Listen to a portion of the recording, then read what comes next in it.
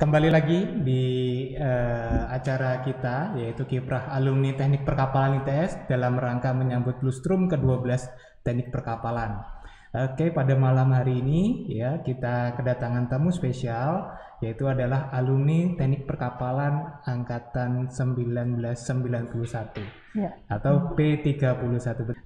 Saya sendiri sebagai MC atau moderator, saya Ersad Iskandar Putra, saya dari Perkapalan 2007 atau P47.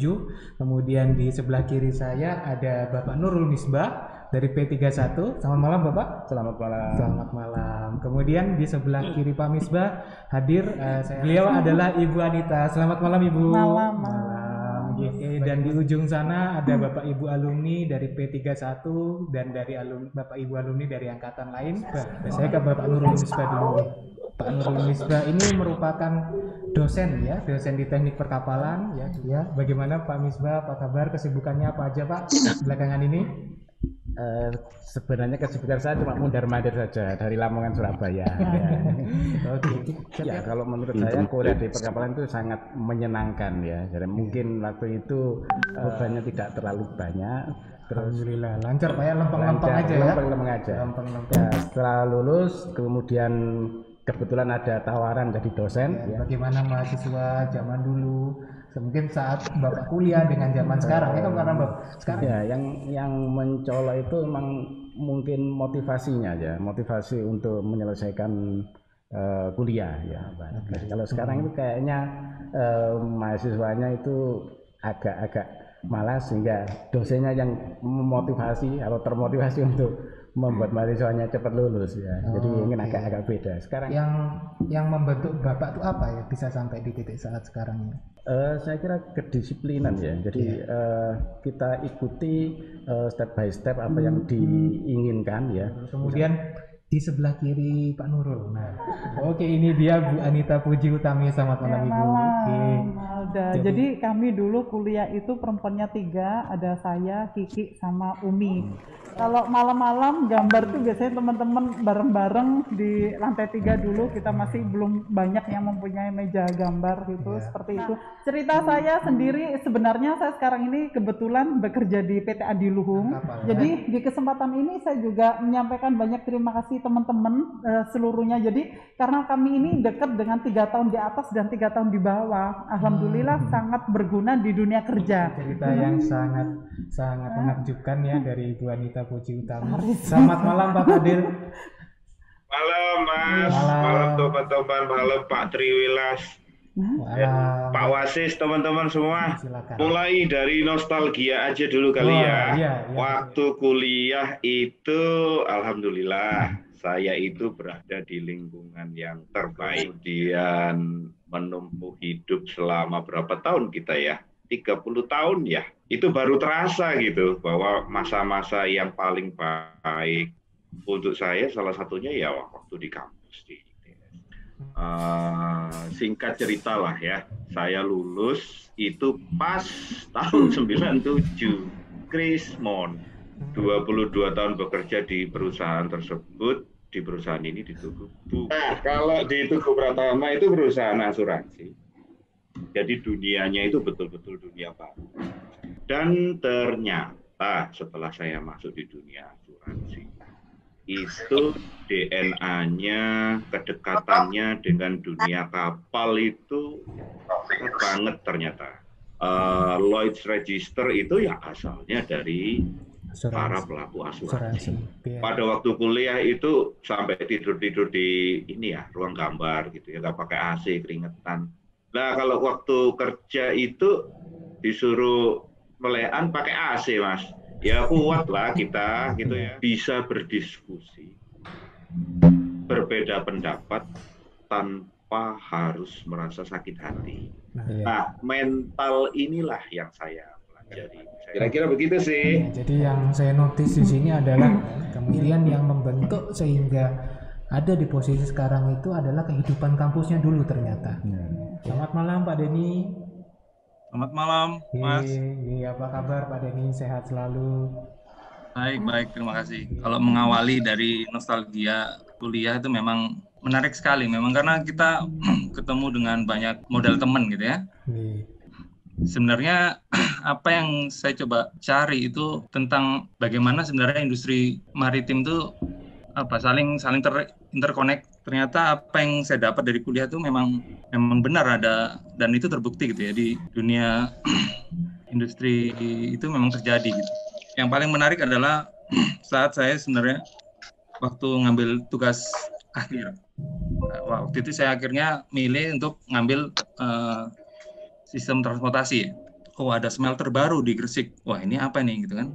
Oh, ternyata dari Freeport. Kira saya dapat istilahnya sponsorship untuk ngambil data ke sana. Saya kira-kira 3 bulan di Freeport, ngambil data, dan akhirnya bisa menyelesaikan TA itu. Menariknya adalah apa yang saya coba cari itu memang ketemu satu persatu gitu. Dan itu ternyata berlanjut. Setelah saya lulus, ternyata salah satu kontraktornya pun membangun kapal yang kira-kira mirip dengan apa yang saya coba tulis ya di TA itu gitu kan. Tentang shallow draft bulk carrier gitu. Perjalanan selanjutnya adalah ada scholarship nih ke Finland. Saya berangkat ke Finland 3 bulan, waktu itu masih di shipyard. Di sana saya juga akhirnya ketemu dengan proyek kapal pesiar yang besar itu sponsorship dari industri. Jadi yang ngasih sponsorship itu ke Warner Massayart. Dari sana saya kembali lagi ke Batam, di Galangan, di Pen United. Terus kemudian saya pindah ke McDermott.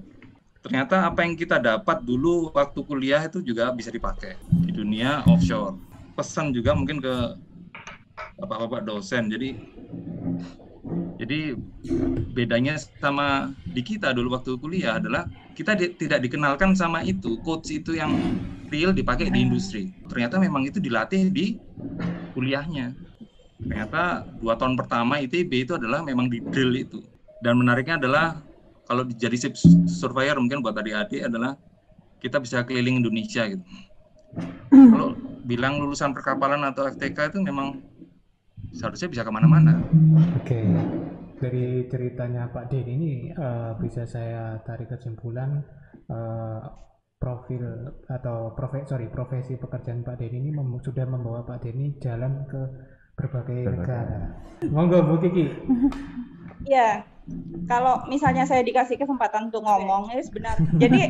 Jadi gini, maksud saya gini, saya itu tidak bekerja pada bidangnya dan sekarang saya itu freelancer ya, maksudnya mengingat cerita zaman kuliah dulu ya. Jadi kalau mau cerita masa lalu itu, terus terang saya sangat-sangat bersyukur bisa kuliah di jurusan teknik perkapalan dan berada di angkatan 91. Jadi dulu itu FTK itu identik dengan olahraga air. Nah, saya belajar banyak karakter kan, ketemu sama orang banyak, saya belajar banyak karakter. Jadi ketika saya kemudian ketemu dengan orang di dalam kehidupan nyata setelah kuliah, karena kehidupan kuliah itu kan mimpi yang indah ya, maksudnya indah banget lah kalau sekarang itu.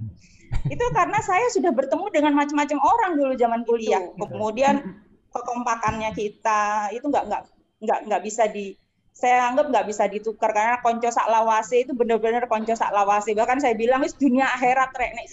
Dan kemudian saya melamar di beberapa tempat, ditolaknya itu karena saya perempuan. Dan itu sakit hati banget sebenarnya. Kenapa kok perempuan di perkapalan nggak diterima, nggak seolah-olah tuh kamu tuh nggak bisa gitu. Jadi saya pun melamar lah ke Batam. Jadi di Batam tuh kita ada teman-teman tuh benar-benar jadi kayak kawah candra di muka lah. Nah di situ tuh saya belajar lagi dan itu waktu itu saya masih aplikasi ilmu perkapalan. Jadi kalau misalnya saya ditanya, Mbak, ilmu perkapalanmu sangat kepake.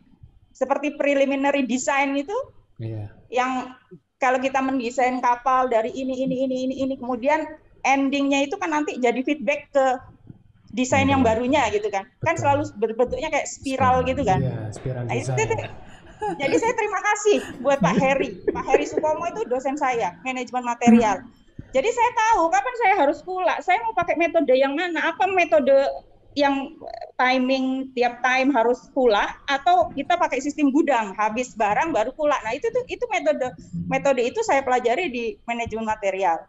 Nah karena saya selalu berusaha untuk survive di zaman kuliah, di zaman tugas gambar, jadi kebiasaan ketika ketika terjun ke masyarakat ya saya harus survive. Jadi saya di Galangan ya meskipun abot, ya saya selalu memberikan yang terbaik gitu. Saya kira itu aja deh dari saya. Sangat inspiratif sekali, terutama ada pesan-pesan khusus yang disampaikan oleh Bu Kiki kepada mahasiswi teknik perkapalan, bahwa meskipun kalian merupakan minoritas ya di dunia teknik perkapalan, jangan berkecil hati.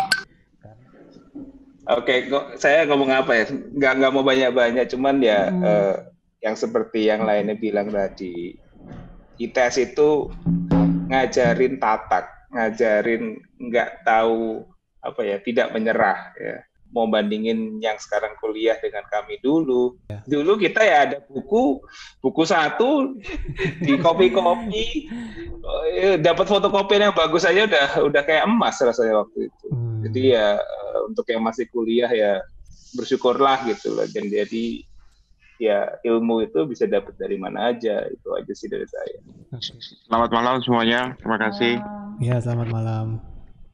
Saya sangat bersyukur bisa kuliah bareng sama teman-teman, terutama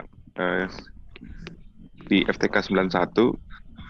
Sampai waktu kuliah pun kita juga ingat, ada teman-teman yang baru tamat belum kerja, ya kita coba ajak kerja bareng di daerah Batam.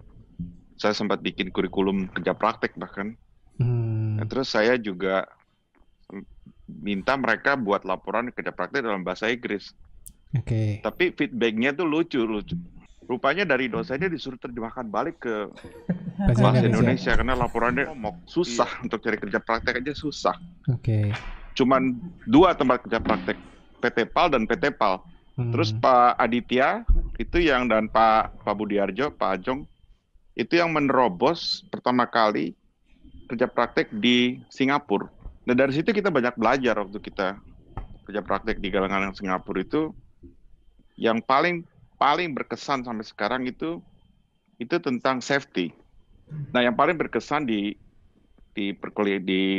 kuliah itu ya dari kegiatan-kegiatan itu juga yang buat kita tuh kayak deket banget sampai sekarang. Kalau dari saya sih itu ya.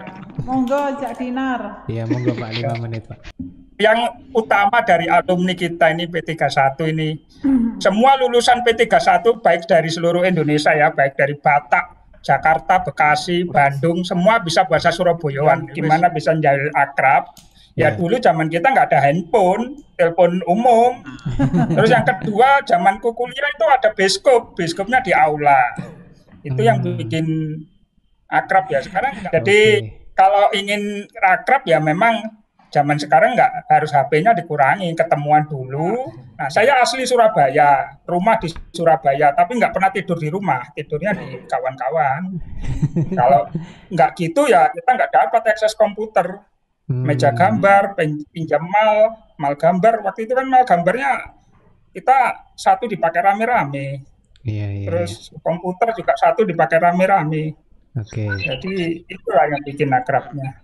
Kalimantan itu pelosok-pelosok kanan kiri kita itu baru mengembangkan sibiat-sibiat itu masih tradisional dan itu butuh kalian untuk mikirkan cara men-set up sibiatnya. Terima kasih banyak sharingnya Pak Dinar.